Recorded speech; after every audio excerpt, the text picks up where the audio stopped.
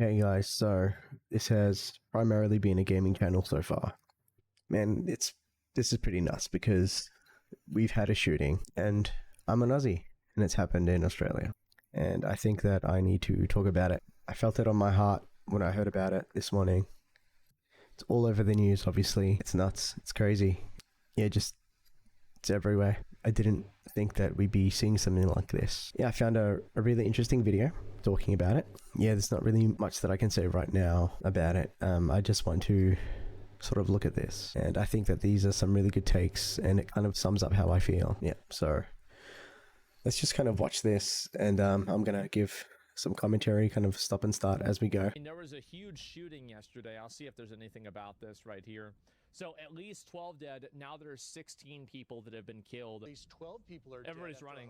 Hanukkah celebration in Sydney, Australia. Police in Australia now calling this shooting a terror attack. Okay. Chief Foreign Correspondent Trey Yingst is here with the latest. Good morning, Trey.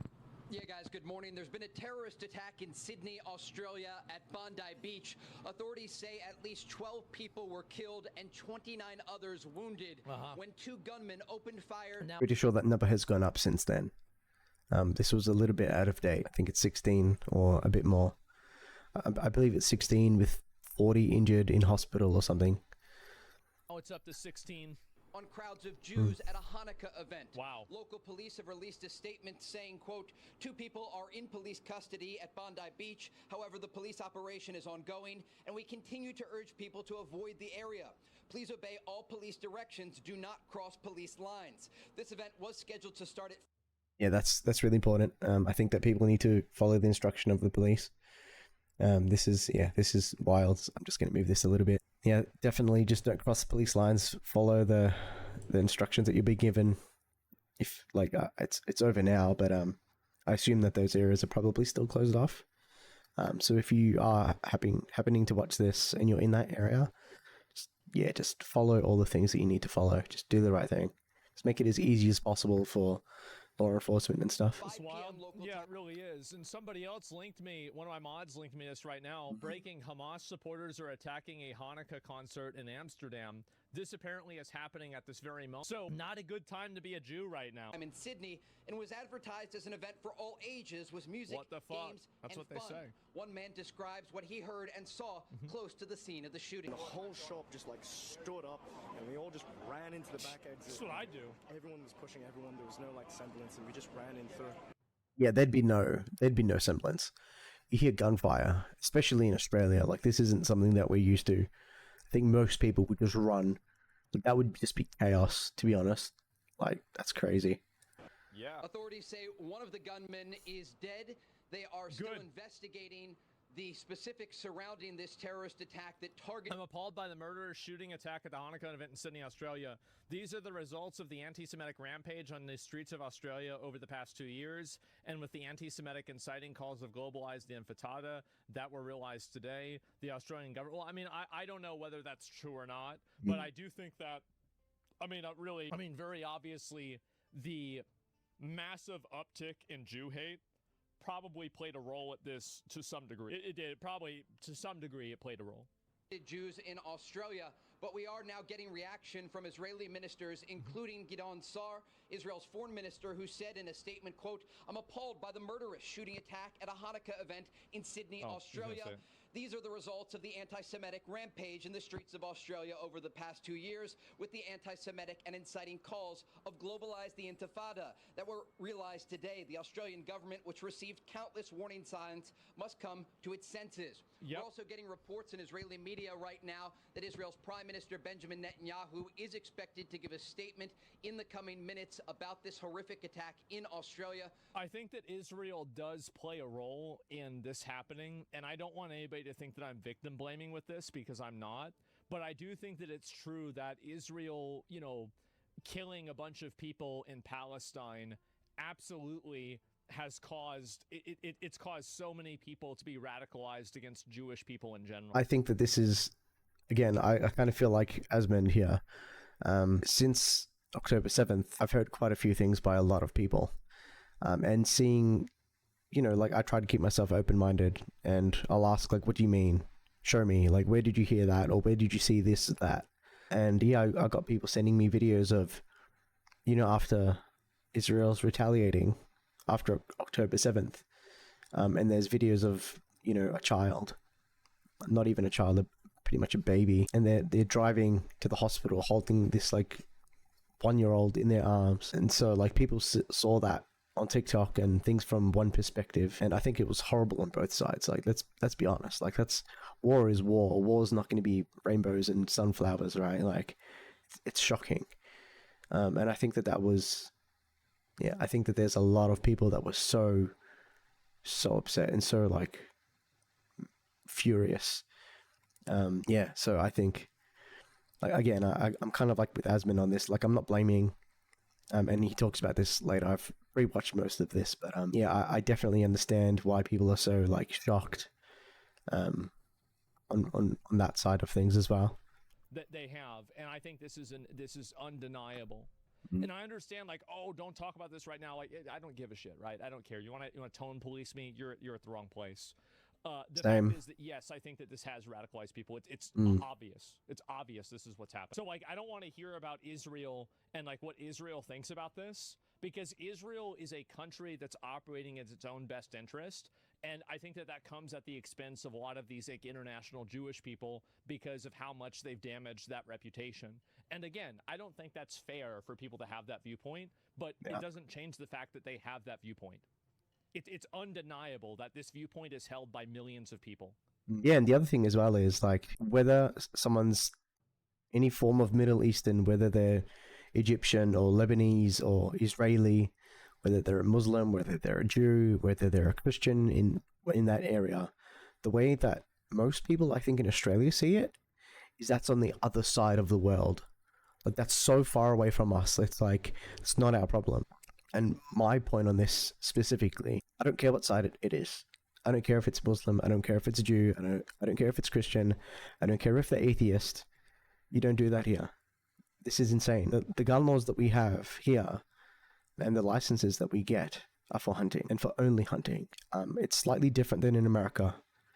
In America, it's a right. In Australia, it's a privilege to own a firearm. I was taught that this is a weapon that can take someone's life, and you need to respect that. You need to be careful with this weapon. It could accidentally go off on you. It could go off on me. It could go off on your mom. Like, you need to be very conscious of what you're doing at all times, the way you hold it, when you're going over a fence or under a fence, when you're carrying it, all that stuff. If you're firing, you need to make sure that what you're firing at, say if you're hunting, or even if you're doing target practice, what's behind that? Can you see, like, beyond that? Because if you're just thinking about this thing directly in front of you, what about behind that? What if there's a house? What if there's a person in that house?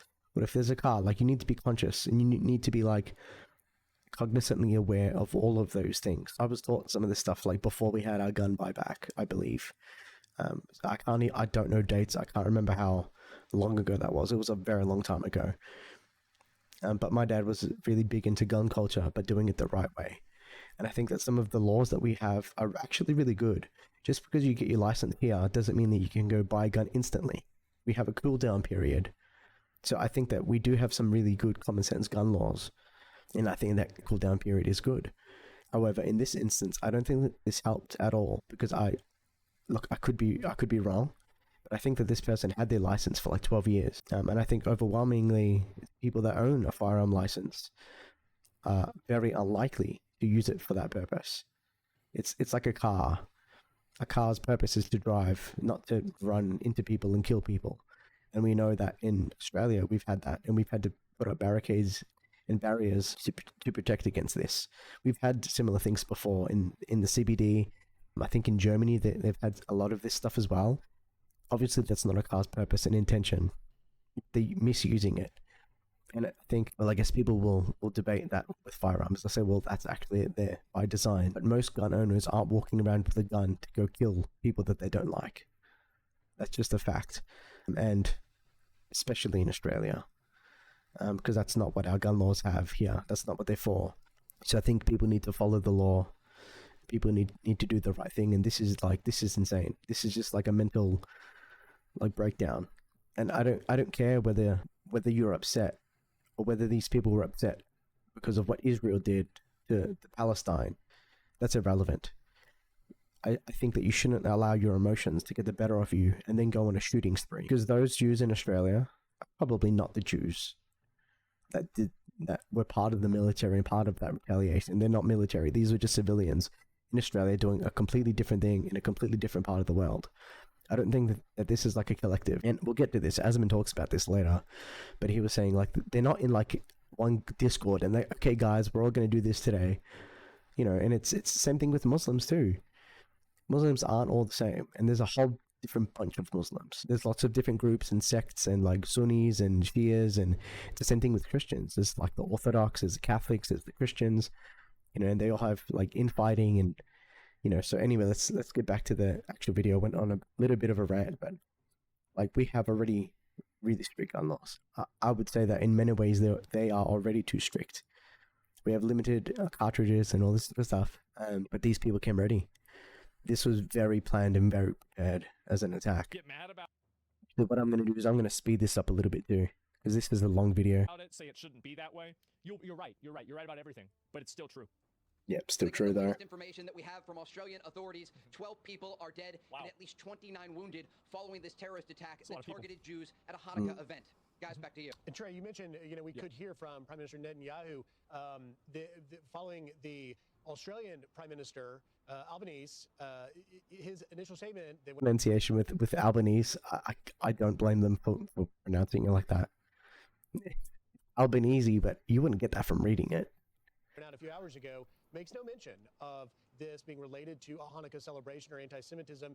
Has the Australian Prime Minister given more indication about that?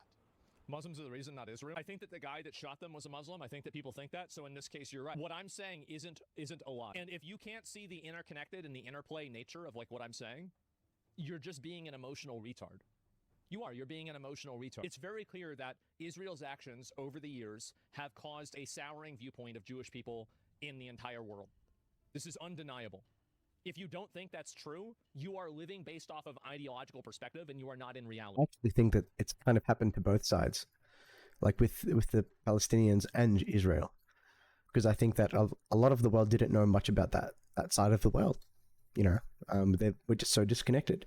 Like what I said before, to us in Australia, that is the other side of the world. We have no idea. I couldn't have told you where Gaza was. I had no idea what that was. I knew it was somewhere over there, but I didn't know exactly where, like geographically. And I think that there's been a lot of people here that when they saw what happened on October 7th were shocked. And they just couldn't believe it. They're like, no way, it didn't happen. It's not real. Well, aside from some of the footage and stuff that we have, some of the reporting that came out of there. But yeah, I think it's happened to both sides. And again, like what I said before on TikTok, seeing the other side after Israel has retaliated and, you know, they're bombing like a school because underneath it has a bunker. And that's where they're shooting from, you know, it looks shocking without seeing the full context. Even with the full context, it's still shocking to some people, right? So I think both sides have been soured, like, to be honest. So he hasn't. And look, we should be very clear, based on the information that we have, this was a targeted attack going after Jews who were celebrating the first night of Hanukkah in Australia. There is a horrific video circulating showing some of the victims who are clearly Jewish in this attack. Trey, bear with us for one moment. I believe we can dip in live to Australian Prime Minister Albanese holding a press conference now. Watch this with us, and we'll come back to you. There are nights that tear at our nation's soul.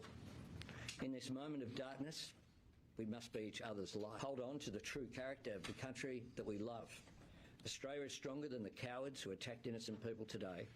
Australia is braver than those who seek to make us afraid. Australia will never submit to division, violence or hatred. We will... I agree with what he's saying, but I think it's coming from a different perspective. That might be for another video. See justice done, and we will come through this together. I'd ask Acting Deputy Commissioner Ryan to make some comments, and then Director General Burgess. I don't know. Thank you, Prime Minister. Firstly, our thoughts go out to the families and communities that have been affected by this senseless attack today. The AFP stands next to the New South Wales Police and with ASIO in our joint counter-terrorism arrangements, and we'll put all resources we can, all our specialist powers, all our specialist resources towards ensuring that this matter is investigated as thoroughly as possible. In relation to the joint Weak counter. men create hard times. You can say it's because of Israel's actions, but the real far the morons that allowed themselves to be victimized by thinking what Israel does equals what all Jewish people do and want. I agree with you. I think that it's ridiculous, but I think that it's true. Like, the problem is that when you're explaining human nature, you have to acknowledge that certain things that are ridiculous and unfair exist and are the reason why things happen. Like, something can simultaneously be true and wrong at the same time. Terrorism team. He's cooking. He's so cooking with that. That's so true. Like, you can cry, you can like kick and scream and be like, oh, this is unfair. I don't like this. I hate this. It shouldn't be this way. Okay, well, sometimes it just is. Like, it sucks.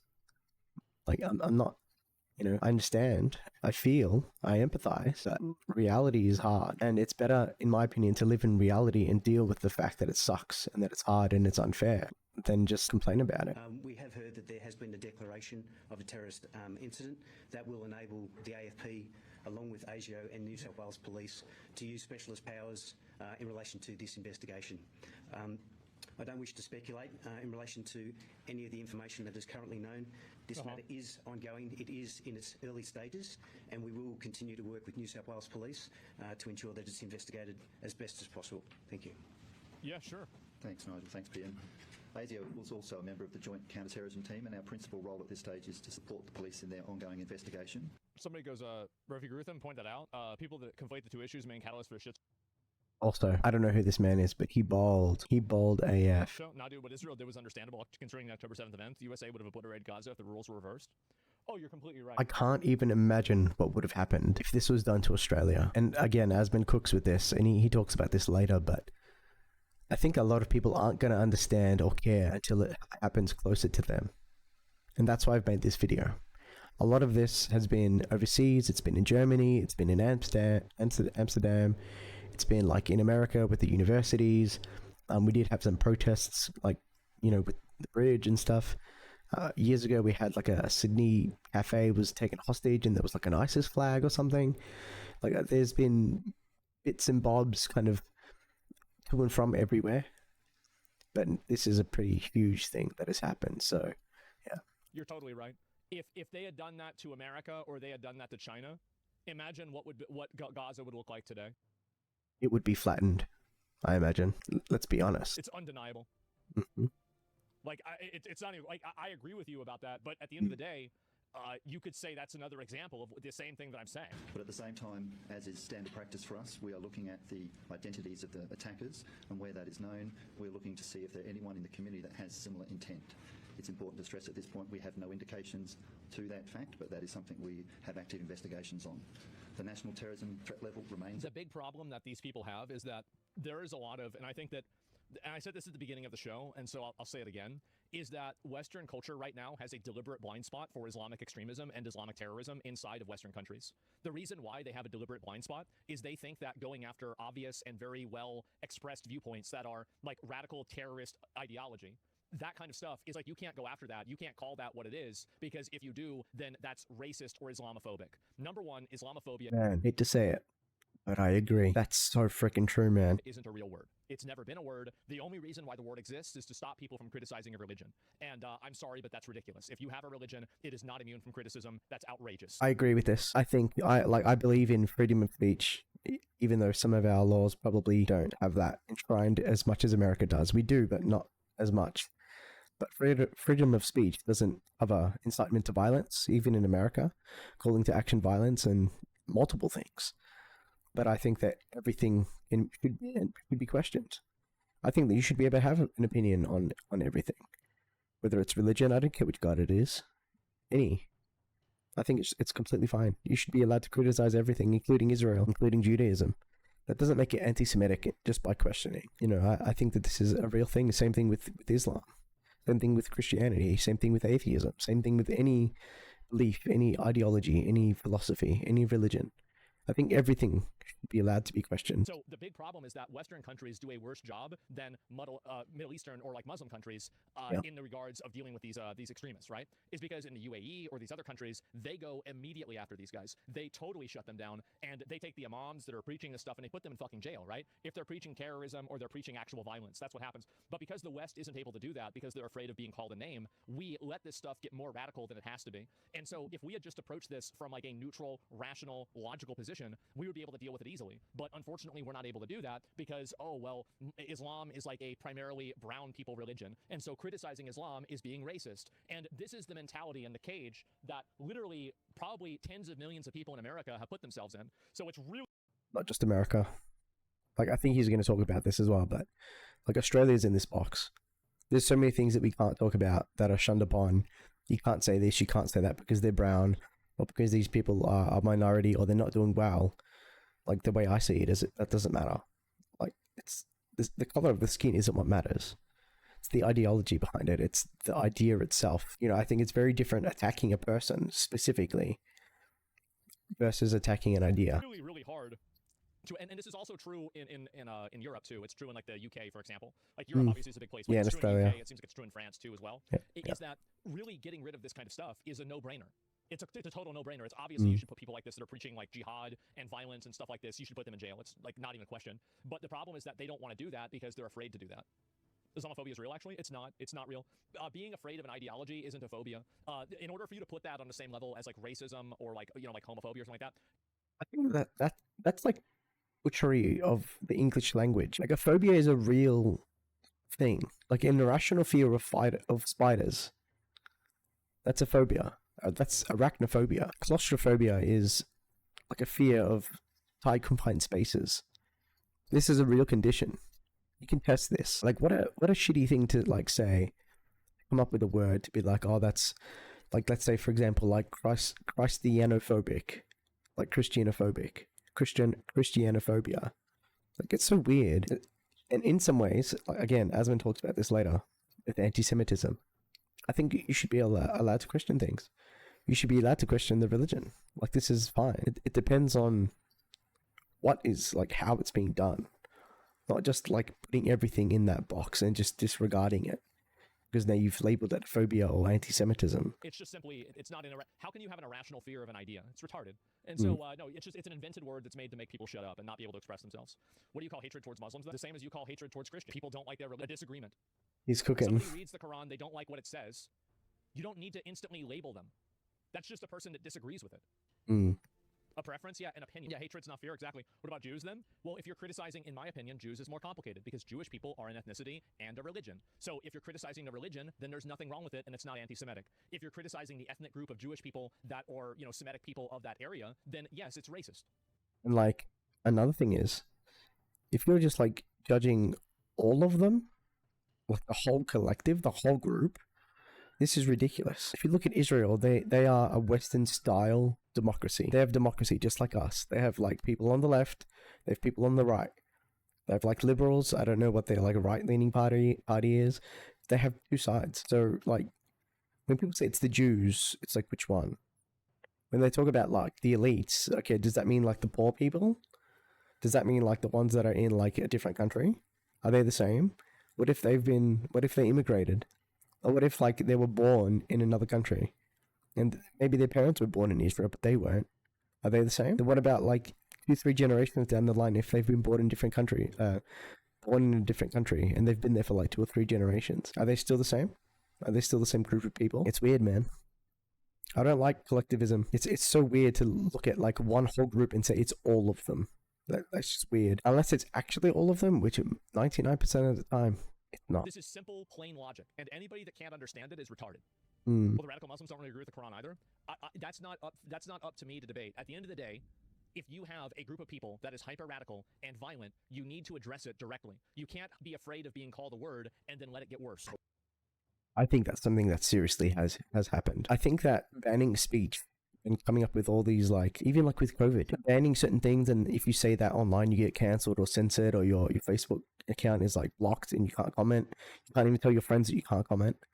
Like, some of this just makes it worse. Then those people go off onto another platform and meet with other people that are the same, or they go into a Discord chat, or they meet up with these people in person, and they're just not posting about it online. That's even worse. I think that we should be allowed to speak, and being able to get it out in the open is okay, as long as it's not crossing a line of like inciting violence, calling to action.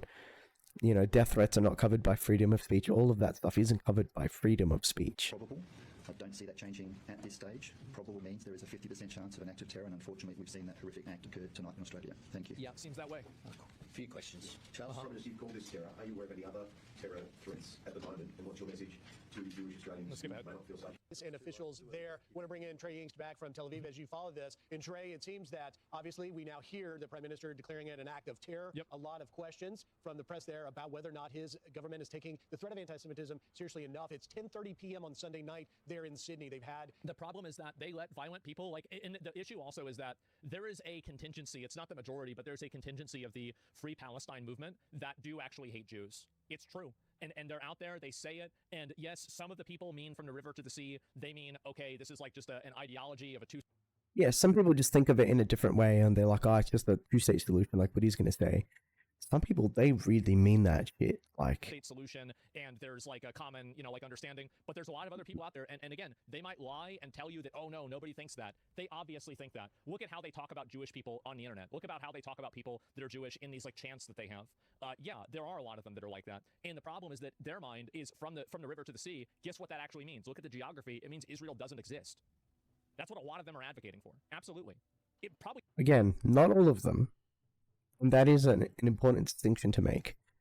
But I think he's right. There are some people that are like just saying it on the outside. No, sure, no, that's not what I mean. No. But maybe deep down they do. How do you know that they don't? But I have experienced some people personally. I know some people. They fucking mean it, and they've told me that they mean it to my face. isn't even a majority. But the problem is that it's enough of them in order for it to be a problem on social media, and it's enough of them that there is a culture that is around this that is agreeable, and people feel comfortable and confident being this way. hours to sort of process this. But the takeaway that I took from what we just heard, Trey, was the official saying that with the counterterrorism team, that the threat level's still at probable, that there is a 50% chance or better that there could be an ongoing. Honestly, think from river to sea, All right. not just some innocent don't know thing. I don't know about that. I think a lot of people don't even know what's being discussed in that regard. That's true. I think a lot of people don't know what that means, and they think Israel is, what was it that they were saying, like an apartheid state, and it's occupying Gaza, and they just want like Gaza to be free from like this occupation. Like they don't really know what they're talking about. Like I think a lot of these things sometimes comes down to like emotion, and like these people think that they're siding with these people that are being oppressed and held back, and they literally think that that's what it is. Like some people just don't know, and they're just going off like a gut feeling, or what they've been told, or a video they've been shown. Australia's Prime Minister formally declaring this an act of terrorism targeting Jews, saying that he stands with the Jewish community. Oh, he did. I didn't know that he formally declared it a terrorist attack, eh? Like, I saw on the news, I saw that it had terrorist in Bondi or something like that as the title, but I didn't know that it was formally declared as one. Of Australia, but that last question you heard there from a reporter is a very important question that Australia's Prime Minister did not answer, and he was talking about guaranteeing the safety of Jews in Australia, because Israeli officials have already... You throw him a bone, you can't, how can you really like guarantee safety? What are you going to do, like have police outside of every single one of these people's houses 24/7? I think that if he was to say, yes, I guarantee safety, and then something happens, you guaranteed safety and this is what happened. So maybe that's a little bit disingenuous. I'm going to get so much hate for that take, to be honest. Like, but if word games are being played, that sounds like really unfair. Because how can you really guarantee safety? Like, maybe they mean like in events, or for like, are they saying while we're out celebrating Hanukkah that the security is so strong that we can celebrate without having to worry about any threat? But then even then, how do you know? Like, what if there's just like some guy walking around? Doesn't seem like he's a threat, and then he turns around, pulls out a gun, kills another Jew.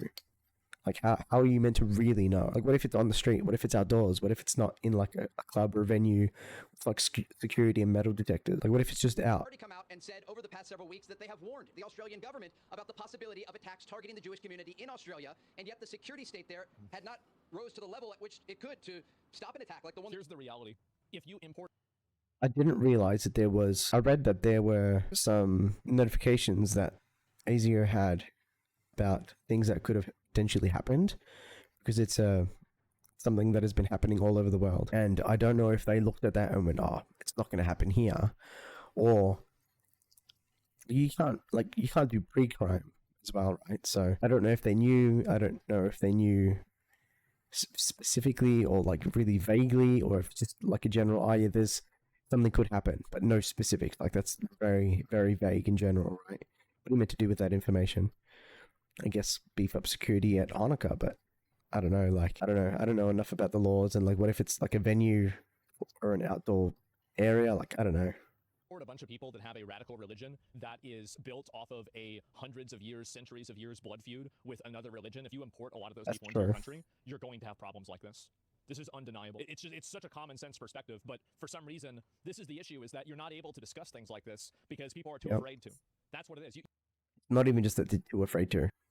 In my opinion, it's my sentiment, and like what I've seen is that people don't want to talk about the problem because it's so emotionally charged on both sides, and people get so furious. And either some people will act as the victim while being like really aggressive about it, and some people will just be really aggressive about it, and like both of those scenarios aren't good. And like it's so emotional and like angry and bitter, and it becomes like this tit for tat.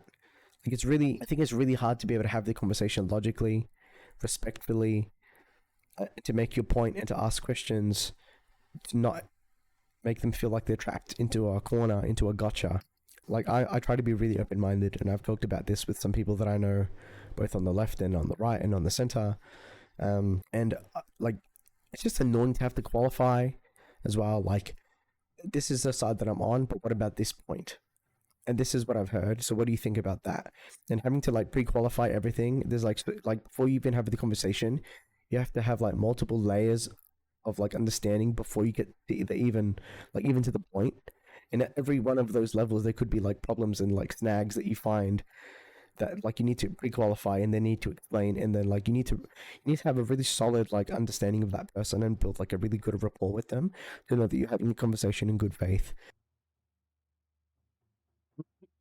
You can't bring a bunch of these people into the country and then expect all of them are going to just assimilate. Now, if it was up to me, I wouldn't do this at all. Like, I would take 0 refugees. I would take 0 of these people, period. Because a lot of these people are, some of them at least, are extremists. And do we really need more religious extremists in the country? Absolutely not.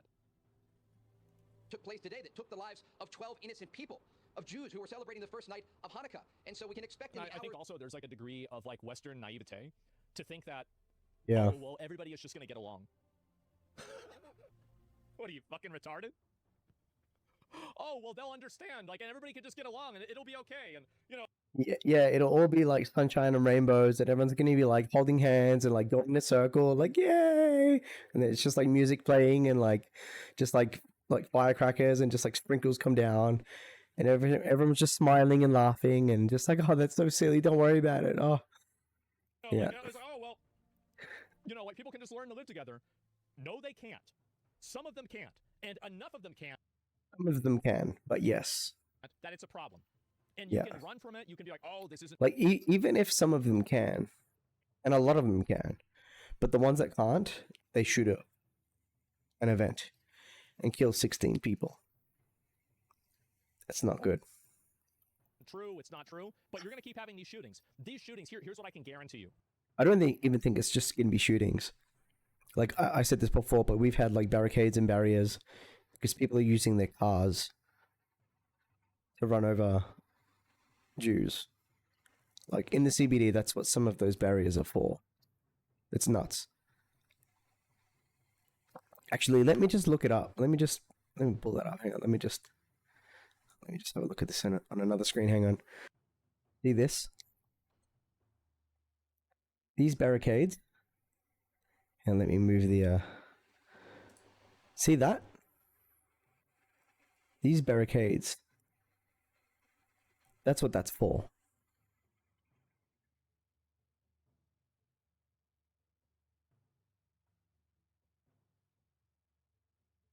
That's what these bollards are for. Now, not all of them.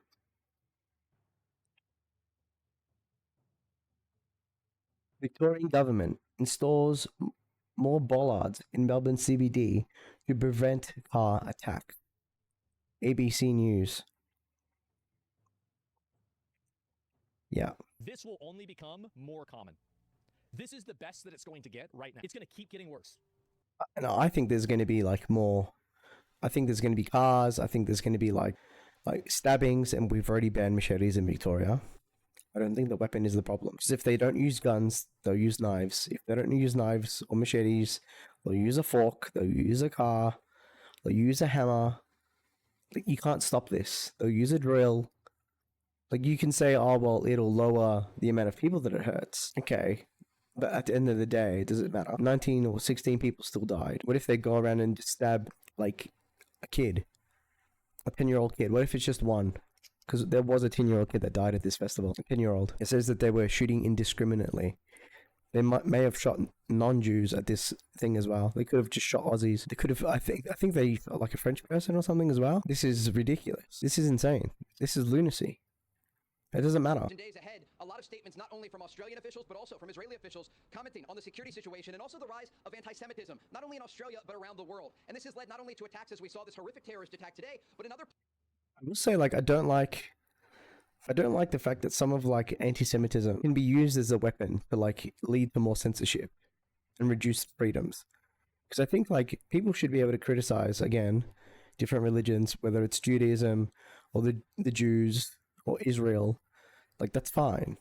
But real anti-Semitism is them getting shot up at a Hanukkah event. I'm less interested in the words, and I'm still a bit fearful that it's just being used to lead to more censorship. And I think that that's not good as well. The murder of those 2 Israeli embassy employees in Washington, D.C., the attack against Jews who were peacefully demonstrating in Colorado. This is a systematic issue that continues to be a problem across the world. And today, what we learned was that the Australian authorities say they are standing with Jews there in Australia, but these questions... Well, they're not standing with Jews at all. They're not standing with anybody. They're standing with radical religious extremist zealots and ideological zealots that think that Jews have some kind of, like blood accountability to Israel. And so they look at bad actions Israel has done or they think Jews have done historically, and then they assign that to every Jewish person. That's what's happening. That's clearly what's happening. And I don't know why there's so much effort and work being done in order to pretend like this isn't what's happening. If you want to stop the anti-Semitism, you have to go after the people they're advocating to kill Jews. That's what, if you want to go after anti-Semitism, you have to find the people and, oh, but it's their religion. This is a religious expression. Okay, sounds good. Go back. Wherever you came from, go back. And you can express yourself over there. This is crazy, insane that we're putting up with this bullshit. Yeah, the fact that this has happened at the end of 2025, like, this is crazy. It's almost 2026 in Australia. We have some of the tightest gun laws. This is like, I'm still just stunned. This is crazy. Now, I'm obviously talking about this the day after. I only heard about it this morning because an American friend of mine sent me a video and I was like, what? And it said Bondi in the video. I'm like, Bondi? That's in Australia. I'm like, what? No way. So, like, it was shocking, and I saw it everywhere. People were like, my phone was blowing up. It was, like, nuts. We'll continue. The latest information, though, Griff, that we have about this attack that took place, there was a Hanukkah event at Bondi Beach that was set to... anyone expressing the kill, remove them as soon as possible. Yeah, but they're afraid to do that. I think things are going to have to get a lot worse in order for the public to be fed up with this. I do. And your guys... Yeah, this is a thing as well. This happened in a state away from me. Like, this happened in Sydney, New South Wales. I like where I've paused it on Asmon's face. The whole state away. And that's like terrifying. And the fact that this doesn't happen here is even more terrifying. And the worry is what he just said. This is the best it's going to be. I think he's fucking right. I think he's right. What happens when this starts happening in the CBD in Melbourne? Man. We have to look forward to more mass shootings, more terrorist attacks, more third world ideological blood feuds that are coming to Western countries and then playing a role in our elections. You're going to have to get used to it, guys, because it's going to get worse. The reason why it's going to get worse is because people don't realize how bad it is. Most people don't understand the problem until the problem affects them directly. Start at 5 p.m. local time in Australia. After that event... Report the third world, become the third world, exactly. You shouldn't be taking anybody from these third world countries at all. And to light the menorah, the first night of Hanukkah, these two gunmen approached the event and opened fire on a crowd of Jews. I do think as well, like, we've always said in Australia, this is a country of immigrants. I think that's true. So we had, like, Greeks and Italians and people that aren't white, right? We have wogs. Like, I'm a wog. Like, my dad's from Peru, right? So it's just hard because we're bringing in... Even though we brought in immigrants, they're like just a different part of the world, you know? So even though they had like their issues when they came in, like I think every wave of immigration has their problems and they're kind of navigating that space. And it makes it really hard when there's all these like kind of different cliques and then just not integrating and assimilating. They're sticking to their own and just speaking their own little language, which is fine. But if they're not integrating and they're not becoming Australian, like it's a very different thing. Like the way that I grew up was closer to what Australians grew up with like a few generations back. Whereas I have some friends that have never even been camping, they've never been hiking, they've never done like a thing where they stayed outdoors, they've never been to, like the river, they've never like had a bonfire. Their experience is it could be had anywhere. They just went to a country, they worked, and they was at home. They didn't experience like Australian culture, so it just makes it really hard. Like I grew up with Spanish as my first language, and I chose to integrate and I chose to assimilate and become more Aussie because this is the country that I'm in. So why wouldn't I learn about this country and the people and the culture and all that sort of stuff? And I think people need that mentality. I've met heaps of awesome people from other countries, and I think we owe it to them. Like I've met some people Korean and Japanese and like Filipino, and they've come here in pursuit of a better life. That's why people come here, you know. And I think that part of this is we owe it not just to ourselves to protect ourselves and Australians and Australian citizens, but what about the people that are coming here from other countries that have left like their friends, their family, like their jobs, like all their hopes and dreams within what they had within their own country, to let that go, to go to another country, to try and be a part of that vision. We owe it to them because they want to come here to be Australian. And like some of them want to come here and just do their own thing, like whatever, that's fine. But some of them really want to come here to be Australian and to become Australian, to become Australian citizens. We owe it not just to protect ourselves from this stuff, to also protect those immigrants. Like we owe it to them. This is ridiculous. And I don't think that it's going to come in the form of like banning more guns or banning machetes or banning knives. What are you going to do, ban cars? What are you going to do, ban like steak knives? Jews. Australian authorities say 12 people were killed and 29 others wounded. There are a number of prominent Jewish individuals who were there, including one individual who we've actually interviewed on Fox before, Arsen Ostrovsky, a man that I've met at Hostage Square here in Israel. And just a few weeks ago, he traveled to Australia to work on fighting... There weren't immigrants. One of them had a gun license for more than a decade. I think that in some... One of them had a gun license, and I believe he wasn't an Australian citizen. And I could be wrong about this. How did he get his gun license if he's not even a citizen? I thought you had to be a citizen to get your license, but could be wrong. Like, there's a lot of hearsay going on at the moment, right? It's true, but I think that overall, I don't know, like, were the parents immigrants, like, this has been a problem that they have created. It's not like if you bring somebody over and then they have a kid here, that kid is just instantly going to be, like, Western ideology, I'm not going to kill people for a religion, like, mindset. It doesn't happen. Like, I know that, like, again, we all want to believe in this blank slate and all this stuff. That's not the way it works. It's never going to be the way it works. Second generation are often more extreme. Yeah, a lot of people say that. A lot of people say that in general. And apparently people are telling me that apparently these shooters was like a father and a son. Yeah, it was a father and son. Every year during December, the mass runover events will sadly happen again in the next few weeks. Well, it's happening at this very moment, apparently in Germany. I believe. And apparently there is a high likelihood of the another attack happening again. Because the Hanukkah event thing is going to continue. That was the first day. I believe that was the first day of the event. And I think in conjunction with what was asked by the reporter earlier, I think that this means that they want, like the Jew people want to not submit, and they don't want to kowtow on their event and their religious event holiday, and they're asking for protection because they don't want to like bend to terrorism. So it's just a mess, man.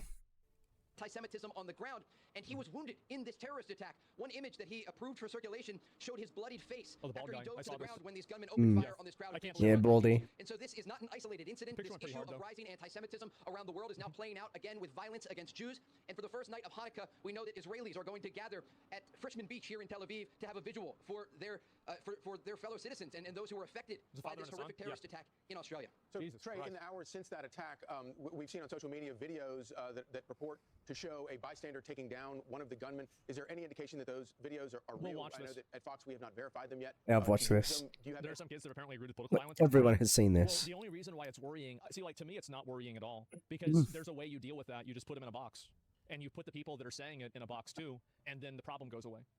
It's actually really easy. But the problem is that nobody wants to do that because people are so... There are so many levels of abstraction from the consequence of people's values that people's values have become destructive to society. People have all these value systems that are totally destructive to average society. And the reason why they have the value systems is that they never have to actually be held accountable for them. So that's why I said that it has to get worse in order for things to change, is because until these people are having their supermarkets run over, until they're having people open up fire in, their schools and having this happen... Until it happens in Melbourne, Victoria, until it happens in a town near you, or in your town, God willing it doesn't. That is a terrifying thought. In general, and it just gets worse overall, and they're getting bullied and pushed around, and you have groups of people that are celebrating it, like whenever people in your community are being murdered, then maybe you're going to take it seriously whenever you're afraid for your own life. It's because most people's politics and values are completely self-referential.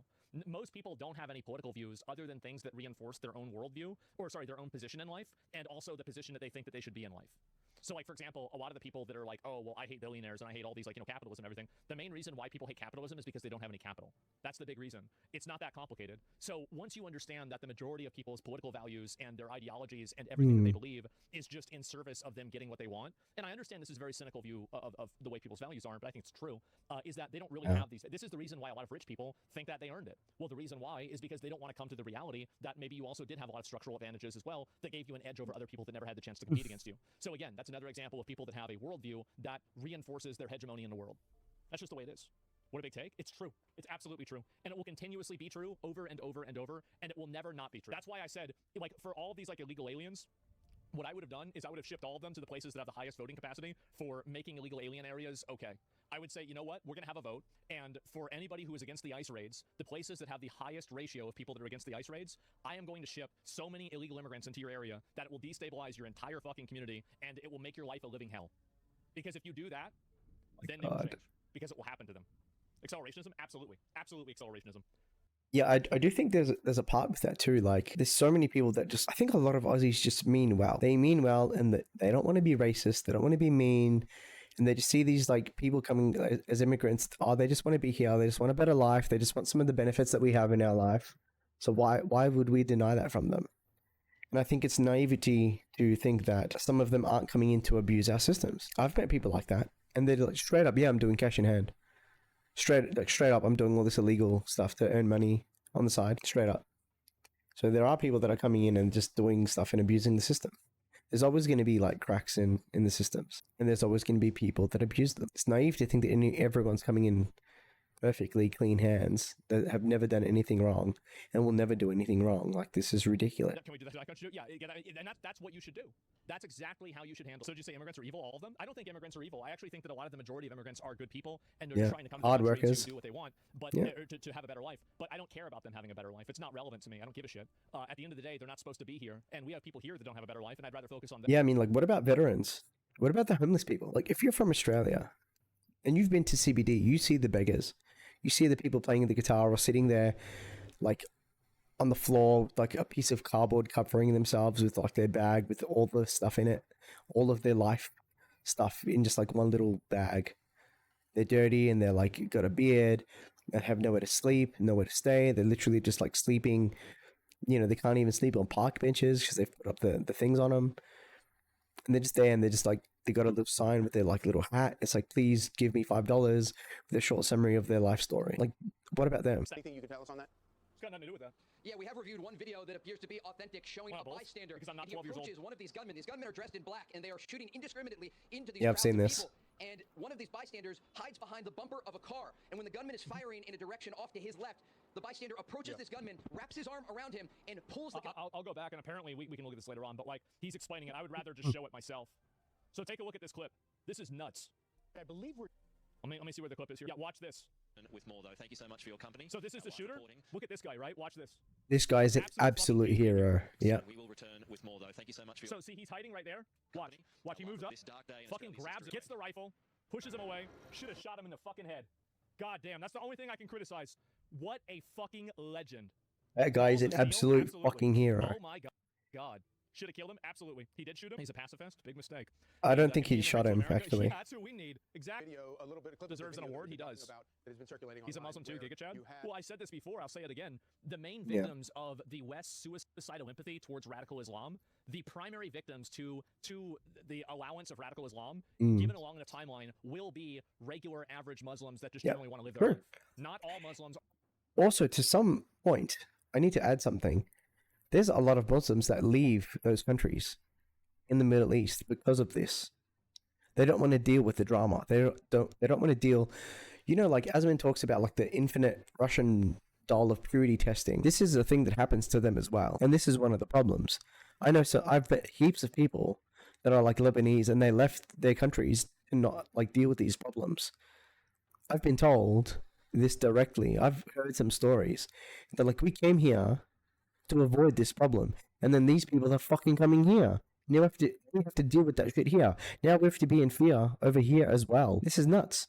This is crazy. There was a Holocaust survivor that got shot at this event and died. There's a person that left Israel and moved to Australia, like I think it was 2 weeks ago. It said on one of the news broadcasts here. He left Israel to avoid this fucking problem. And then he's come here and it followed him here. This is wild. This is... Are radical terrorists. There's a lot of them that just simply want to live in America because it's a better place. And also, a lot of the main Muslim countries, again, they are even harder on radical Islam than we are.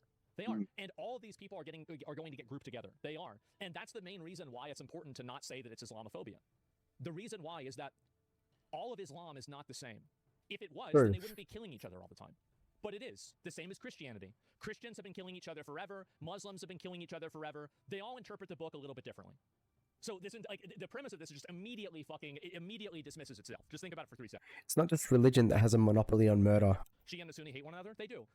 Iran is Shia, Saudi Arabia is Sunni Muslim. The majority, I believe, of the countries are Sunni Muslim.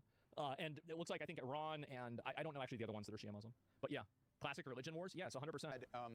The shooter firing on Australians, Jews celebrating Hanukkah on the beach, firing on them, and a bystander crouching behind a car coming up and tackling the shooter and wrestling the gun away from the shooter. Yep. Yeah, and that report there, you can Islamic hear branches in Islam. I know they are. Like in the same way that like I only know like 2 or 3 branches in Islam. There's probably a lot of Muslims that only know 2 or 3 branches in Christianity, right? Of course, because it's not my default, right? In the same way that like Christianity might not be your default. But yeah, exactly. Just the angst and the sorrow and the amount of emotion that the community in Sydney and Bondi Beach are feeling. It's just about not just everywhere, by the way. This is like Australia is shocked by this. Like, I'm serious. Australia is like straight up just like, this is, again, because this doesn't happen here. This is just like insane. Like the biggest things that we had recently were like machete attacks. Yeah, the biggest things we had were machete attacks recently. About 45 minutes after midnight Sydney time there. Yeah. And you did see that video, as you pointed out, Charlie, of this bystander. Trey alluding to, I am seeing reporting, Fox has not confirmed that Good Samaritan may also have been actually injured. I bet he was injured. To stop that. Yeah, I think he was injured. I think he got shot twice and he's in hospital or something. He was. That will be an interesting no doubt. part of the story. They will hopefully be able to track down that guy. Yeah. And by the way, not just a Good Samaritan. That's a hero. That's an absolute hero. Giga Chad hero. The shooters have to know it ends with them getting killed, right? Well, the problem is that in a lot of religions, and Islam is one of them, there is a subset of that religion that says that basically if you die while trying to advocate for the proliferation, or if you die in service of the religion, you will go to whatever the afterlife is for that religion. So like whether like a paradise, like a utopia, some other bullshit from another religion I don't even know about. At the end of the day, if you have people that are subscribing to that ideology, you're gonna have a problem. Tackling the guy with it's not true. It obviously is true. It's obviously true that a ton of people think that if they die in service of their religion, they're gonna go to heaven. This is undeniable. You're retarded if you don't think this is an obvious reality that many people believe. The terrorist with the gun, like, wrestling the gun just away. that simple. Valhalla, yeah. I mean, this isn't a escape, new idea. Valhalla, yeah, wow. And this is coordinated. I mean, you had 2 guys. You had 2 men, we presume, as our last guest, Mary Eisen said, came in a car and possibly had other weapons in the car. And the footage we were just showing shows that pedestrian walkway that appears to go between, over to that busy highway that our witness said. Buddhism has that? No, people had to flee across to get out of the line of fire. And that bridge... I don't know if they talk about this yet, but it's been discovered now that they had ballistics. They had like bombs in a car that was going to be meant for a bigger attack. Yeah, so man. That elevated bridge right there is where one of the suspects was firing from, and then the other one had gone down, was on a grassy area along the beach, and that's where he got tackled. We've seen other video. Supposed to get 79 virgins. Appears to be the shooter. Yeah, you can get 72 or 79 virgins right now. All you have to do is become a moderator of a subreddit. One of the shooters, perhaps the deceased. You don't have to get killed for that. You can live in paradise today. Bridge, which leads you to think that that's probably the second shooter who is deceased, and the other one was maybe detained. And you mentioned the logistics of this shooting and where it took place. Someone who certainly knows a lot about understanding those things is Israeli Special Operations Look at the amount of people. Now, Aaron, this was Damn. clearly, by admission by the Australian officials, a targeted attack. But speak to us. Seems that way. Yeah. About this target, Bondi. So there's a couple things to unpack here. I agree and disagree with Miri on certain things. Your previous guest. Here's where I'm at with this. I do believe that this was a lone wolf attack. I think these were lone wolves. But when we talk about lone wolves, we typically tend to picture isolated individuals who are acting on their own. And in reality, many of these so-called lone actors guys are not operationally directed, but they are ideologically connected. Yeah, they're connected. and encouraged and validated by America's enemies, our foreign adversaries. Shut the fuck up, retard.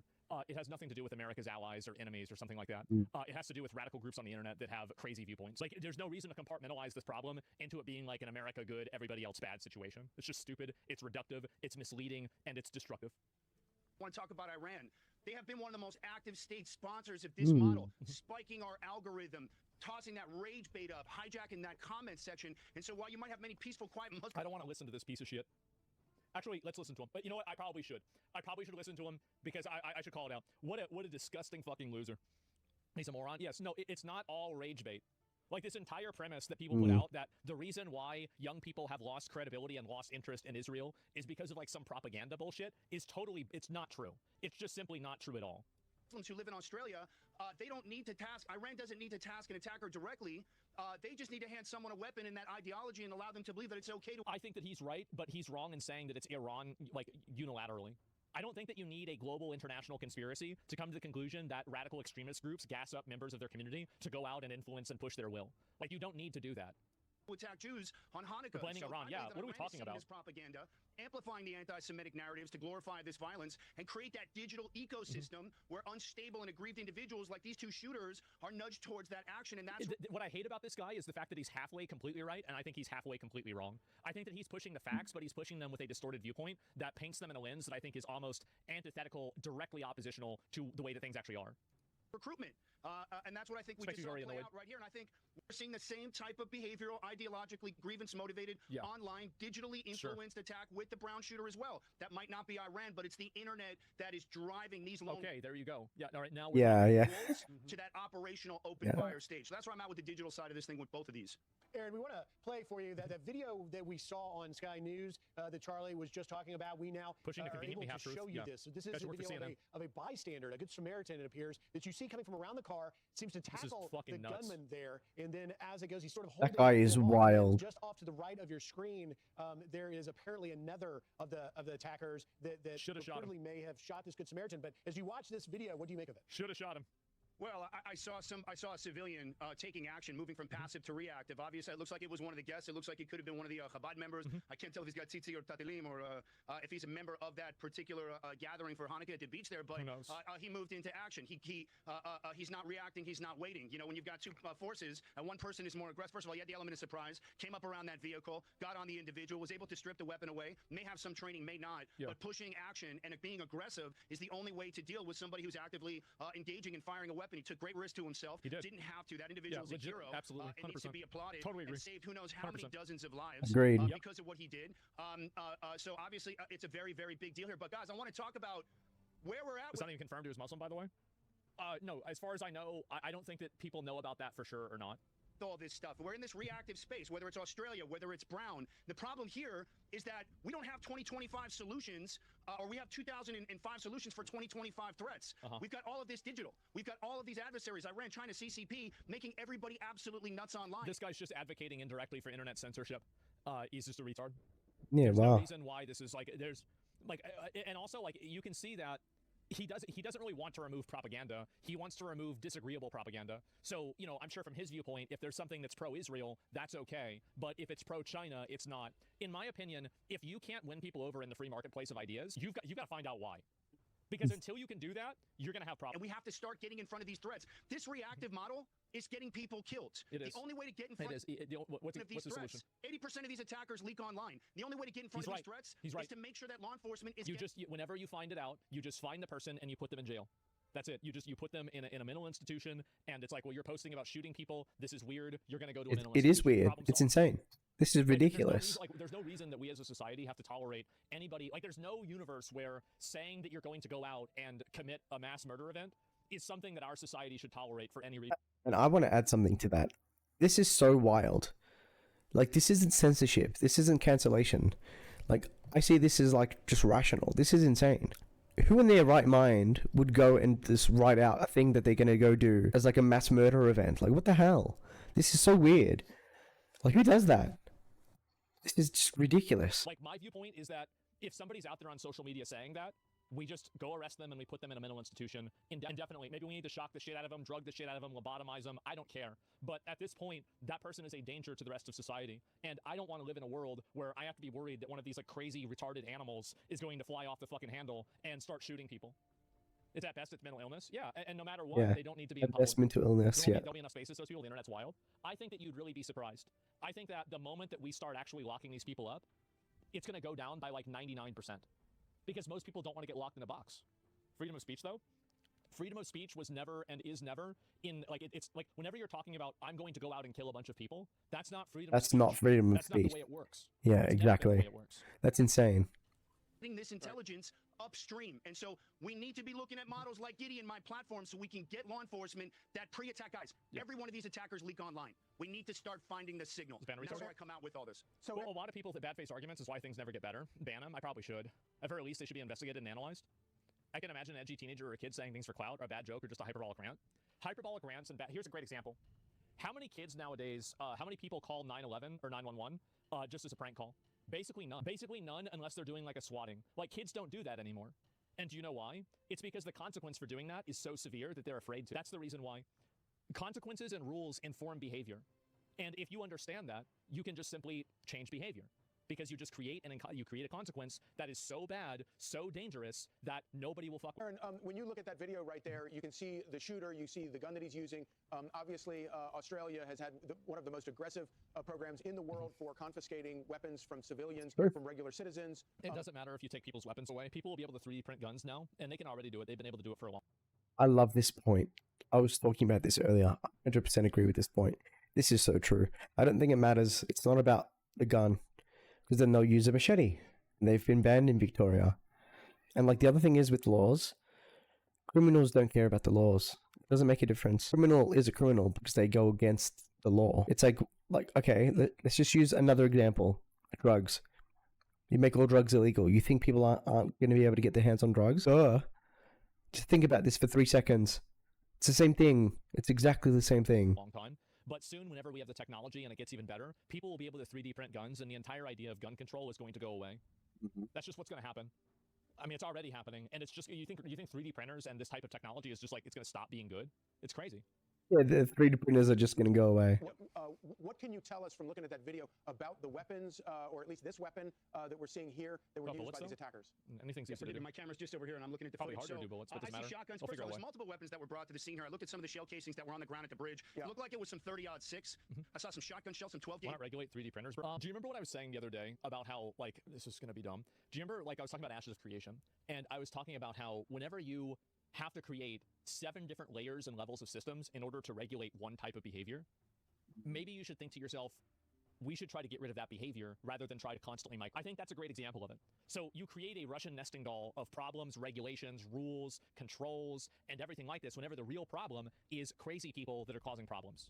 It doesn't matter how many barriers of entry you put, you're going to still have crazy people causing problems at the core, and they will just find a new way to cause problems. It's the same as like now they're trying to ban sharp knives, sharp pointed knives in the UK. At what point do you realize that maybe the problem is the people and not the items?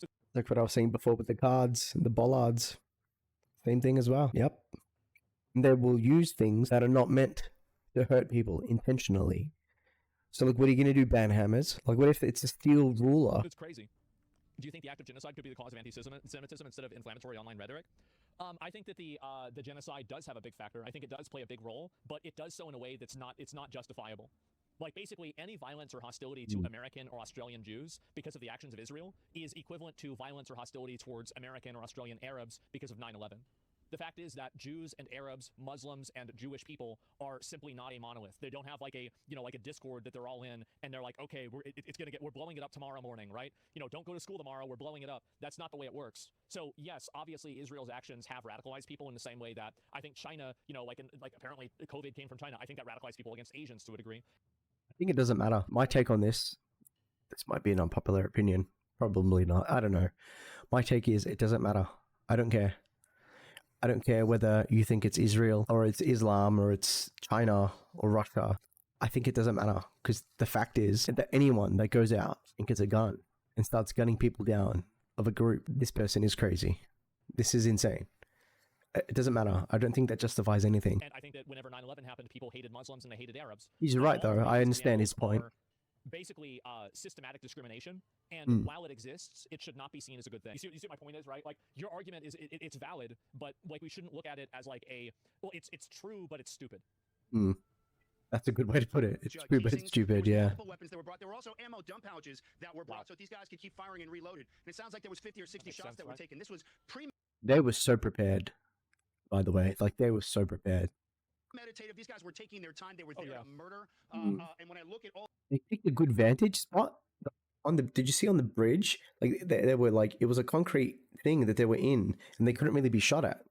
And again, police had to be careful to not shoot like civilians or innocents as well. Like they picked a good spot. They picked a really good vantage point. all the weapons that are spread out here, what it tells me from the weapons side here is that Australia, while it has some of the strictest gun laws in the world, shotguns, hunting shotguns or sports shotguns are also difficult to get, but they're a little bit easier. But it tells you that these guys are going to get whatever weapons they can. You can't stop people from getting guns. Like what I said before, like they were not Australian citizens as far as I'm aware. And as far as I'm aware, they shouldn't have been able to get those guns. Like, I don't think that if you're not an Australian citizen, you can get a license. Like, maybe I'm completely wrong. I have no idea. But that's just wild. And again, like what I said before, criminals are criminals because they don't care about the law. A lot of criminals look for the loopholes. They try to break the law, like, and get away with it. So, like, the law to that, like, at some point doesn't affect criminals because they just don't care about it. So what are you meant to do? And also, like, even if you stop people from getting guns, you can't stop them from getting something else that they can kill people with, like a car. That's right. Exactly right. Address the disease and not the symptoms. God. Yes. Lawing weapons is not going to keep these guys from opening fire. And whether they're loading shotguns and they're pumping, it's tough to tell from the video. The fact is, they're still able to get weapons even though it's restricted. So it just goes to show you the laws don't work. But thank God that guy was able to jump on that weapon and stop that shooter. I think that it's undeniable that if we had gun control laws as strict as Australia, I think that our gun deaths would go down. And I think that Republicans and right-wing people have a really stupid argument because it's obvious that if you get rid of a lot of the guns, you're going to have less people killing each other with guns. This is undeniable. But and here's the problem: is that it's true that people will die if you allow people to have guns. But I think it's better for that to happen than for people to not have guns. That should be the viewpoint that people have, rather than this fake world where, oh, well, the amount of guns don't have any sort of a factor on the amount of shootings with guns. Obviously, it does. Obviously, that's going to happen. He brings up a really interesting point there, eh? Like, I'm just processing that. I love how his takes aren't just, like, really one-sided and one-dimensional. And, like, he admits, yeah, if you remove the guns, there's going to be less deaths. But that's not better than being able to have the guns to defend yourself. Hang on, let's go back. Is that right? Have guns. That should be the viewpoint that people have, rather than this fake world where less people killing each other with guns. This is undeniable. But and here's the problem: is that it's true that people will die if you allow people to have guns. But I think it's better for that to happen than for people to not have guns. That should be the viewpoint that people have, rather than this fake world where, oh, that's a very American take. I personally agree, but until we have those laws here, I think we all just need to follow the law, obviously. Yeah, I mean, it gets really hard, right? Like, if you think about someone breaks into your home in Australia, you call the police. How long does it take for the police to come? There's this rapper that I like. Some of his songs are pretty good. One of the lines in one of his songs is something along the lines of, call the cops and call Uber Eats. See who reaches you first. I mean, that's a really good point. How are you going to defend yourself against one armed attacker, let alone if it's 2 or 3? And again, if they're breaking the rules, which they probably are, and they have a machete, or they have a gun, what are you meant to do? How do you defend yourself? Or your family, or your kids, or your pregnant partner or something, like, or your mum, your grandma? Like, I'm always going to follow the rules of the law that I'm in the state that I'm in. So I would never go and just do something with a firearm that is not within the law. Okay?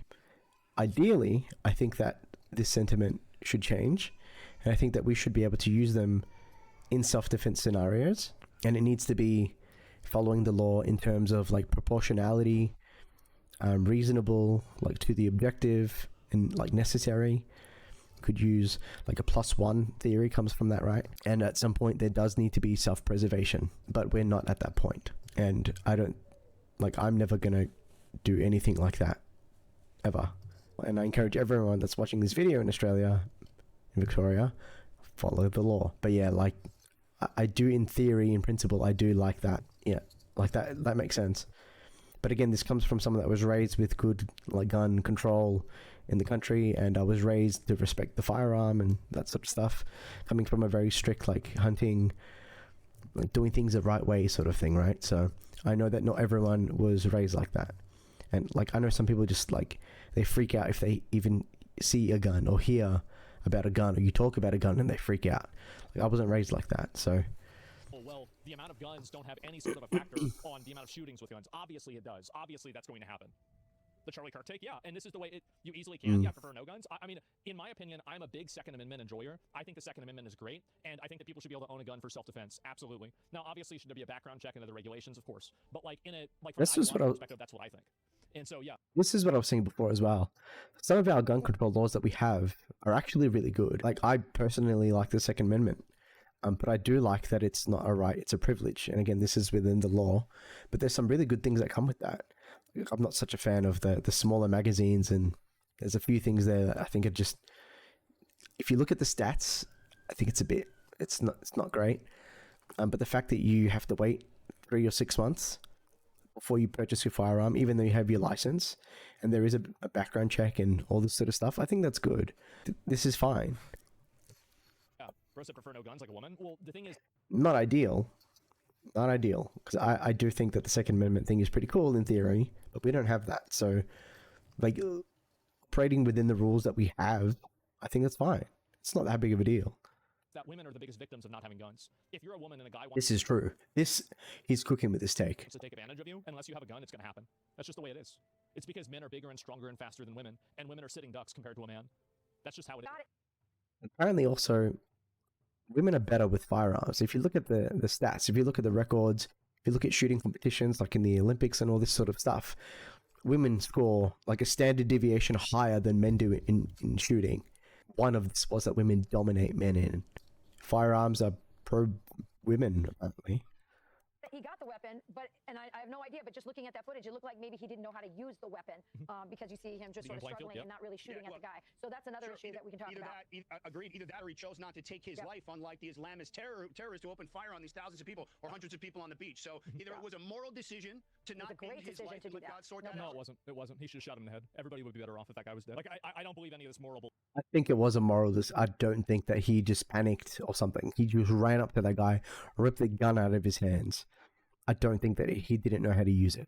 I think he made a moral choice to be a pacifist and save a life. Bullshit. The guy's a fucking parasite. He's a mass murderer. If somebody just shot him in the head, the world would be a better place.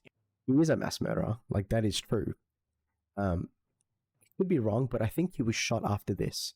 So he ended up dying anyway, just not to the person who was a hero and stole the gun out of his hand. What happened was, he then ran back up to the bridge where his son was shooting, and they had like stock there. They had more guns, and they had more ammo. And then he peeped back over that little like Call of Duty ledge, and he started shooting back at the guy that just didn't shoot him point blank. Instantaneously. We don't need these people. None of this like, oh, well, God has to make that decision. Well, he's going to. After you kill him, maybe he goes to heaven or hell. Crazy. Would you shoot? I don't like saying the answer is yes, because I think that it's such an emotional, serious thing that the person saying that they would do that is, like, in my opinion, talking shit, because it's, like, so serious and so real. That's a really good point, I wouldn't really want to say yes, but, like, theoretically, like, if I was in a clear mind, would I shoot them? Absolutely. Absolutely, and I would hope everybody else in the whole world made the same decision. Or it was, he couldn't find a weapon, or it was out of ammo. But I think it's easier said than done. Much easier said than done. Much easier said than done. Yeah. So anyway, apparently they already knew who the guy was. And this is what's crazy. He was already known. See, it's not just our FBI, guys. They already knew. This is nuts. That's crazy. Shoot to kill or incapacitate. Kill. Kill instant. It's a murderer. It's a psychopath murderer that's opened up fire on a group of random people for no reason. He should be dead. Incapacitate, then you've got to take care of him. So we're going to listen in to the very latest from Sky News in Australia. This man sneaks up on one of the gunmen and wrestles the firearm away. It's the most unbelievable scene I've ever seen. A man walking up to a That's gunman nuts. who had fired on the community and single-handedly disarming him. That man is a genuine hero. Disarmed the man, retreat. He just walks back up and goes up the bridge, and there's more guns sitting there with ammo. And then he just peeps over that Call of Duty ledge, and he starts shooting back at the guy that just chose to not shoot him. Back to the walkway where the second gunman continues to fire. A shootout with police unfolds, and the two men fall to the ground. These images. Wow. Gunman who had fired on the community and single-handedly disarming him. That man is a genuine hero. Disarmed, the man retreats back to the walkway where the second gunman continues to fire. A shootout with police unfolds and the two men fall to the ground. These images show the men restrained with one receiving CPR. After a few minutes, but bodies of victims are left covering the ground, where moments earlier an event to mark the first night of Hanukkah was taking place. It was full of ground. This is going to get banned for saying that. If I get banned for saying that I would kill somebody that's a mass shooter, or I would advocate for it, then I don't know what to say. I think this is a normal viewpoint that every normal person... It's obvious. Parents and grandchildren. There were bullets all around me. All I can do is scream. Like Joe Rogan. Where's my little girl? I saw her dancing for a second and she was gone. I actually had a Oh my gosh. He was shot in the head. And then once the shooting stopped, I went out trying to help people. I was just gathering bullets because there were people dead. I can assure the community it will be met with a massive, comprehensive police and public order response. Why you always lying? Oh my, shut the fuck up. Our heart bleeds for Shut up. With multiple investigations now underway, both New South Yeah, Wales thoughts and prayers, guys. security agency ASIO have confirmed one of the shooters was known to them. One of the Wow. individuals was known to us, but not in an immediate threat perspective. So obviously we need to look into what happened. Well, what does that mean though? How? So you knew about him, but At some point, Baldy, what can you do about this? Like, are we going to pre-crime? Like, is this, like, I watch anime, is this like Psychopath? What's it called? That anime called? Psychopaths? Like, at some point, like, do we go into pre-crime here? Like, he was known but not an immediate threat. Like, what does that mean? He became an immediate threat when Hanukkah struck. It sucks, but like, damn. wait a second. So, wait, what? As part of the investigation and shortly after the shooting occurred, police located a vehicle in Campbell Parade at Bondi, which we believe has several a later threat, explosive devices. We have our rescue bomb disposal unit there at the moment. These communities should not live in this terror. And tonight, You're not meant to have bombs. He's a criminal. What are you going to do? Make laws that you can't have bombs anymore? I'm pretty sure, like, I reckon that our Premier, the Victorian Premier, and also Anthony Albanese, I think that they're going to put more gun laws after this. I do. It's either going to be like the Victorian one or both. They're both going to do it. I don't know which one it's going to be, but I think it's going to be both. Like, what about bombs? Are you going to, like, outright ban bombs, even though I'm fairly certain it's banned? This is not... The laws isn't going to make a difference. I was at an event where I was saying to members of the Jewish community... They're always known, yeah. Isn't it? And that's the point, right? Is that, again, if they knew this guy was a problem, why was he out there doing this stuff? Why was he even out of jail to begin? Great that we are ending the year on a high after such a devastating Well, I don't know if he was in jail, but they knew about him for some reason. Maybe he was posting shit. I don't know. start to the year. It's going to get even worse next year. It's going to get even worse. And here we are. An attack Probably. on Jewish Australians is an attack on every Australian. Obviously. And every Australian tonight will be, like me, devastated on this attack.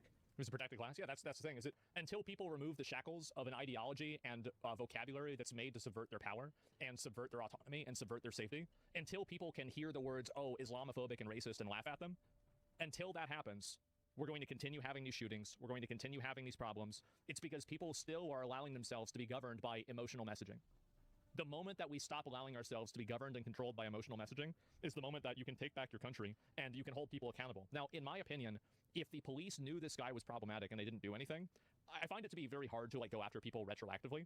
But I would definitely be the kind of person that if the police let somebody like this go and then they did something bad, I would have charged the police and the people that made that decision with being an accessory to the crime and put them in jail too.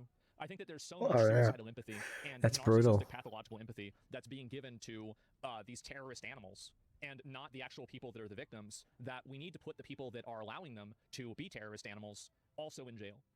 We need to go even far. Common sense, exactly. Criminal negligence, 100%. Karenocracy is the ultimate form of bloated bureaucracy. Yeah, especially when it's clear evidence that they'll do it again. Yeah, how are you going to predict what they're going to do? Simple. Somebody's talking about killing everybody, just put them in jail. Yeah, put them in a mental institution right there. Problem solved. Yeah. It's easy. What do you mean? It's easy. Way of life. For now, Australia's terror threat level remains unchanged at probable. I don't see Probable. at this National Terrorism Threat Advisory System. Jesus Christ. stage. Probable means there is a 50%. What if they're joking? I don't think they're So, joking. I'm just going to pull this up and let's do a little bit of thinking. Pulled him up. What if they're joking? Do people joke about killing the president? They don't really do that. I do. I don't really think so. I very rarely see somebody, please no ban, drawbacks, not in public. Yeah, exactly, not in public. Yeah, Cheezer did. I don't know what Cheezer said. I'd have to go back and see. I think that in general, people do not threaten the president. I don't see a lot of people that are making comments about killing the president on social media. The reason why is because they know that if they do that, they will be arrested. That's the reason why. I think that if you put a consequence out there, the people are going to stop behaving this way. Chance of an act of terror, and unfortunately, It's not an acceptable joke. Yeah, you just tell them they can't do it. Doesn't matter what you call it, it's hate and it's got to stop, and we have to stop it in its tracks in every way that we can. Let me be clear. We will eradicate it. amidst this vile act of violence and hate will emerge. No, you won't. I haven't seen up to this part. I didn't know that was coming. He just roasted our PM. Yeah, how can you eradicate it? How? Oh my God. That was actually really funny. Moment of national unity, where Australians across the board will embrace their fellow Australians of Jewish faith at this dark moment for our nation. An enormous police and ambulance response, so rarely seen at this scale in Australia, continues into the night. Cameron Redden's Sky News. Yeah, how do you know that one of these shooters is out there doing this and not doing anything about it? Mark on our nation's history, and it is a day that will mean that Bondi is forever changed. I want to bring Alex Thomas, my colleague at Sky, back for more now. I mean, Alex, I just had a message from a friend actually who's not Jewish, but he said this isn't just an attack on Jewish Australians, this is an attack on Australia. So everyone's feeling it. Yeah, and Australia's got a certain reputation across the globe, and I feel like as someone who's been living and working here for the last couple of years, been married to an Aussie and known her for... Yeah, I mean, this is it. I mean, let me see here. What is it? There are still 2 assassination attempts. I don't think it'll solve this 100%. I don't think that they have been even remotely as tough and as brutal as I think they should be towards online radical speech. Like the online radical, like, oh, all the people talking about like, oh, we should do this and we're going to kill these people and whatever. Like all those people need to get locked up. Like, that's the problem, is that, and I think the assassination culture that happened, I think it's very simple why it happens. It happens because it's allowed. If you allow something to happen, it's going to happen. The moment that you stop allowing it, it goes away. Best part of 20 years and had regular visits here, it has dented that image to a large extent. I just had a message on my WhatsApp group from a relative friend of a friend, a Mexican national, and a young lad who had to run for cover who was on the beach. Some people talking about it? Exactly. His personal tale, and we've heard so many today. But yeah, it's easy to find them. So it's like shooting fish in a barrel. Visitors that come to Bondi for its reputation. There's centering people talking about this? I don't think so. Of its reputation. I haven't seen that. Not only will this make global news headlines, but the anecdotal tales will also spread through those local networks and communities. Yeah, I bet. And it's easy. Death toll's already 16. We've done a good job of expressing the gravity of the tragedy, and quite right too.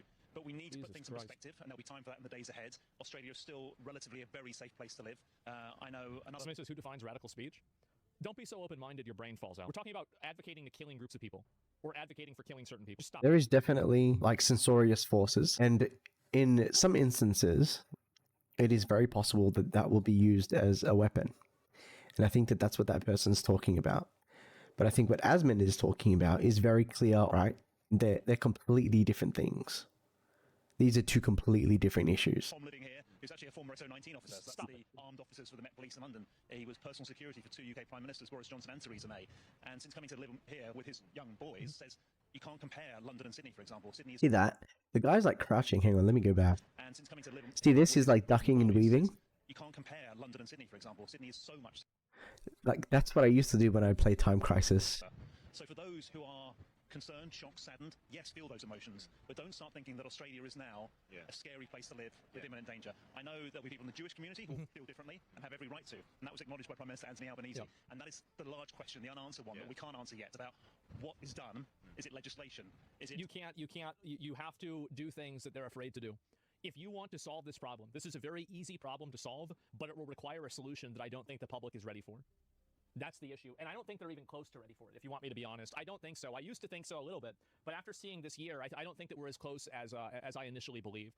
I don't think so. Say it? Well, I already did. I've been saying it for a while. Like, we need to reopen mental institutions, and we need to institutionalize a tremendous amount of people in society. We have to also criminalize this type of behavior and this type of discordant, psychotic, violent speech, and we have to put the people that are in jail.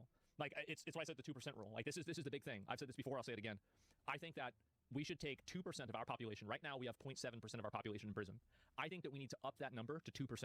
We need to take a gross number of 2% of the population, and we need to imprison them indefinitely. And we do that into prisons, we do that with mental institutions, and we do that with rehabs, right? For like crackheads, for criminals, and for crazies. That's what happens. And if we, and I do really believe this, why not 20%? Because 2% are where all the problems come from. All the problems come from like a very, very small percentage of the population. If you get rid of all of these people and you just effectively take them out of society, we will be living in a utopia, in a paradise that you cannot even believe. You will be able to go to Walmart and nothing will be locked up. You'll be able to go to CVS and you can just buy hairspray without talking to the person that works there in order to unlock the jewel case. You can. My take on this, if you take this like a layer deeper, or maybe a few layers deeper than that, right? There was a book by, I think it was Jordan Peterson was talking about this, Beyond Order, I think it was. He was talking about anarchism indirectly. But one of the things that he mentions, I can't remember if it's from the book or one of his lectures online or something, but people think of utopia as this like perfect thing, something horrifying to think about. What makes you think that after 3 months or 6 months or 12 months, even like a few years after you're in this utopia, that people don't get so bored and annoyed that everything's so perfect and easy and simple that they don't just smash things down just to feel something. What is utopia for one person is hell for another. This is why I think that utopia being brought into physical reality will never really become a utopia, because again, utopia for one is hell to another, and vice versa. Hell to you is just how some people wake up and live their normal life. Some people embrace the chaos and they become chaos. Like who watched the Squid Game season 2? What's that, like that guy? Oh, what's his name? Thanos? Is it Thanos? Yeah, Thanos in Squid Game. Some people watched him in Squid Game and they were like, this guy is insufferable, is intolerable, I hate that guy. But other people watched him and they were like, the only reason Squid Game is good is because of Thanos, right? Utopia, I think, is just a myth. Utopia doesn't exist. Maybe utopia exists in a spiritual afterlife or like heaven, and this is why a lot of religions have that. I actually think it's better to have a utopia in a spiritual sense than in a physical sense, because if you're dead and you're living in your utopia, or at least you believe you're going to your utopia before you die, it doesn't affect anyone else. You get to live in your head, like your own little thing. Or if you believe that you're living that in your spirit, then that's up to you. Like, if that's how you feel, it doesn't affect anyone else. But bringing utopia to everyone, I don't think that exists. You can leave your bike out somewhere and you're not going to get robbed. You can just walk down the street at night and there's never going to be any issues, because all the people that cause the problems are going to be in jail. That's it. It's actually that simple. Like, it really is. It's literally that simple. And then you force all the people that are in jail into manual labor in order to have them pay for their own, their own stay there. And so that's the way you do it. El Salvador did it. Where are you going to put 7 million people? Well, you build new jails and you put them in there. And if you don't have, and the thing is, like, Rome wasn't built in a day. So what I would do in the intermediary is I would just double the amount of cell population, right? I'd say, like, okay, well, if there's 2 people in a cell, now there's going to be 4 people in a cell. Or there's 2 people or 1 person in a cell, now there's going to be 2 people in a cell. And that's it, right? And so if that's a problem, like, I don't know what to say. So no jails, labor camps around the world? Yeah, and that would actually solve the problem. What do you respond to people calling this authoritarian? It's going to work. It'll work. It'll work just fine. I don't care. I don't think about labels. I think about effects and ideas. Your idea of, oh, well, I'm going to figure out the thing that you said, and then I'm going to assign a bad word to it, and that way it's wrong. No, I don't care about that. Doesn't matter. Like, every law to a degree is authoritarian. Like, that's just some kind of like bullshit concept. That's true. Like, if you think about laws, we already have laws regulating what we dress and how we dress and how we don't dress. You can't go outside naked. Like, there are dress codes. There are things that are authoritarian already. They're just so normal and like accepted, and like it's a norm, right? It's like a philosophy. All these philosophies that people have are worthless garbage. Literal worthless garbage. The reason why is because their philosophies can't actually stand up to real life examples and real life scrutiny. That is the test. Your ideas are great until they get smacked up against reality. Philosophy can be applied to real life. Bad philosophy can't. That type of philosophy cannot be applied to real life. They literally get people killed. Criminals should have rights, but never to the detriment of non-criminals. Well, yeah, I mean, obviously, like, we want to do something to make things better for them if we can, but it's just simply not the priority. So that's it. What's your response to people using prisoners for labor, cruel, and unusual punishment? Well, it's not cruel and it's not unusual. And even if it was, I'd be okay with it. But I don't think that it is. The truth is that how is it unusual if we've had slavery for thousands of years? Is it really unusual if we've been doing this for the entire history of humanity? That doesn't seem unusual to me at all. And also cruel, I mean, how is it that people say solitary confinement is cruel and also making somebody work is cruel? Like, which one is it, really? I think that giving a person something that they want to do, or that they have to do, giving them a purpose in life, is better than making them just sit in the box all day. And also, we can make some money out of them. I think that also you're going to have guys that do that, and they will develop skills, they will develop a degree of competency, and it will be something that they can do that has a value to their lives whenever they're sitting there in jail. Yeah, they're turning the big rocks into the little rocks, right? Yeah, it's probably better for them emotionally, too. Yeah, so I think it's actually the opposite. And I'm sure some of them won't want to do it. That's too bad. But the majority, I think it'll be good. Who cares? Stop labeling these people animals is what I say. Well, I'll stop labeling them as animals whenever they stop behaving like animals. The truth is that I think it's important to label them as animals. That way, you don't make the mistake of treating them like people.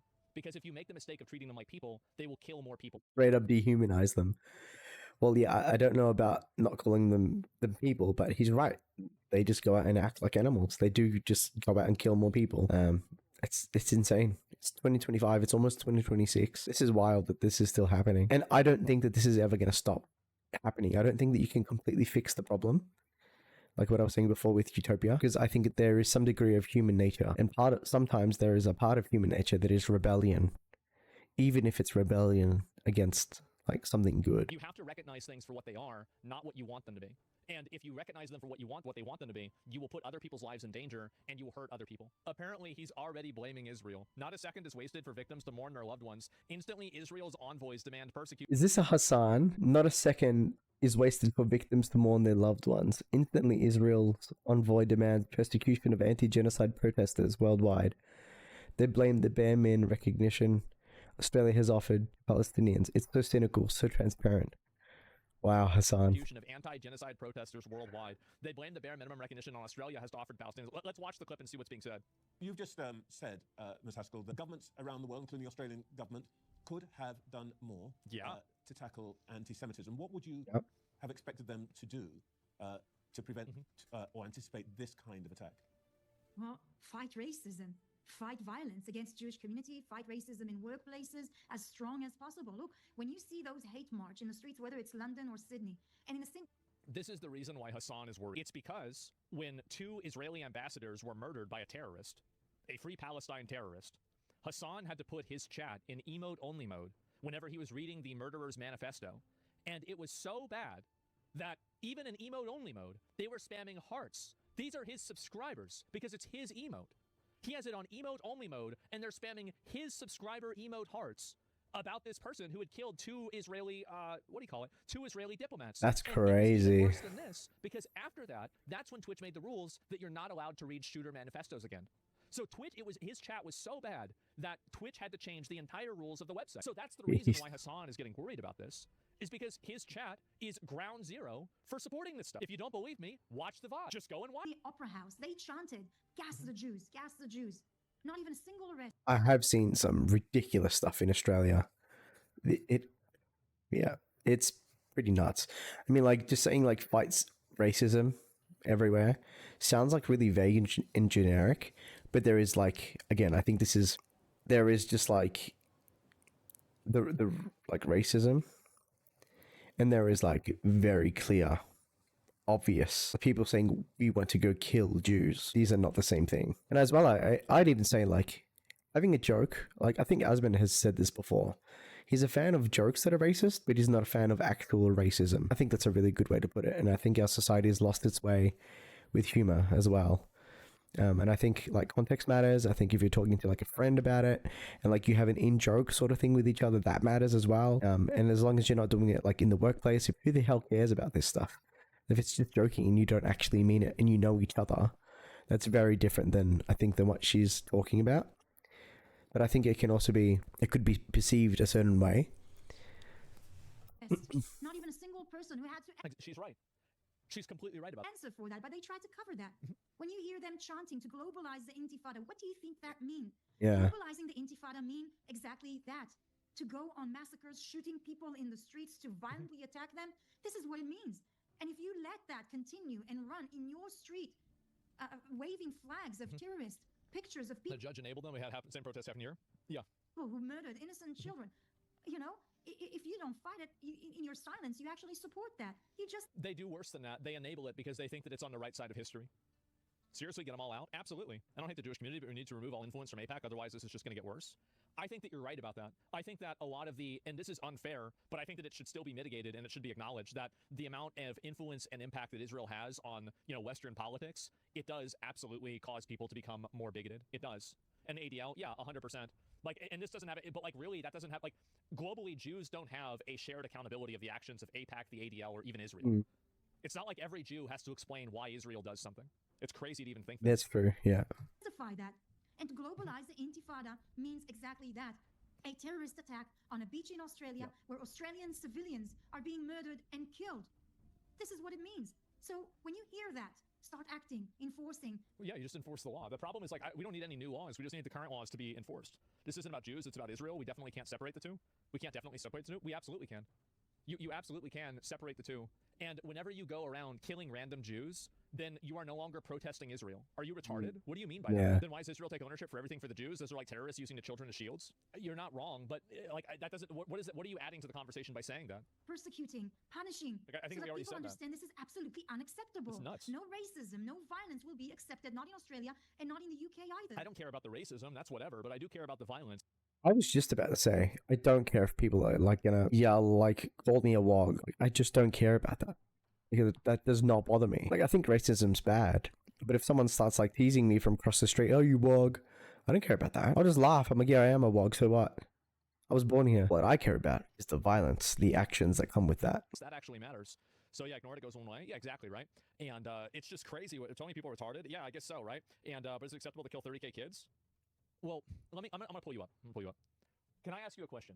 What the fuck does an Australian Jew have to do with Israel? Exactly. What the fuck do they have to do with it at all? Like, why are you even bringing up the actions of it? Like, these are people that are getting massacred at a beach. What does Israel have to do with this at all? He left the chat. He ran away. He roached out? Did he really? Oh no, here we go. And it's wrong, but it's so horrible. Why are we not condemning every action of this kind? Who says we're not condemning it? Okay, I'll let this person explain it a little bit more. Well, people in your chat don't seem to care about kids dying in Gaza, but this is horrible. I'm just saying the contrast is so crazy on the opinion. People in my chat don't seem to care about kids dying in Gaza? How did you decide that? What made you decide? Why do you think that people in my chat don't care about kids dying in Gaza? Where's your justification for that? What do you mean by that? Like, I think that the majority of us, like, this is the way I feel. The way I see this is this person's pulled up in the chat and he's like, well, people in your chat don't seem to care about kids dying in Gaza. What the hell has that got to do with people in Sydney at the beach at Hanukkah just because they happen to be Jew by bloodline and or religion? What if they're Jewish in terms of blood but they're not religious? Are you only like, are people like this only upset at like religious Jews? Are they only upset at ethnic Jews or both? Because they're not the same. What if they're like a very left-leaning Jew? What if they're a very right-leaning Jew? What if they're very libertarian and they just want to let everyone live and do whatever the hell they want? Like, these are not the same. Like, they're not all just one monolith that are all like they're not just robots that all think the same with the same program. Like, yeah, of course I care. I read the chat. Yeah, so do I. So what do kids in Gaza have to do with a murderer going out and killing people at a beach in Australia? Why are Not just a murderer.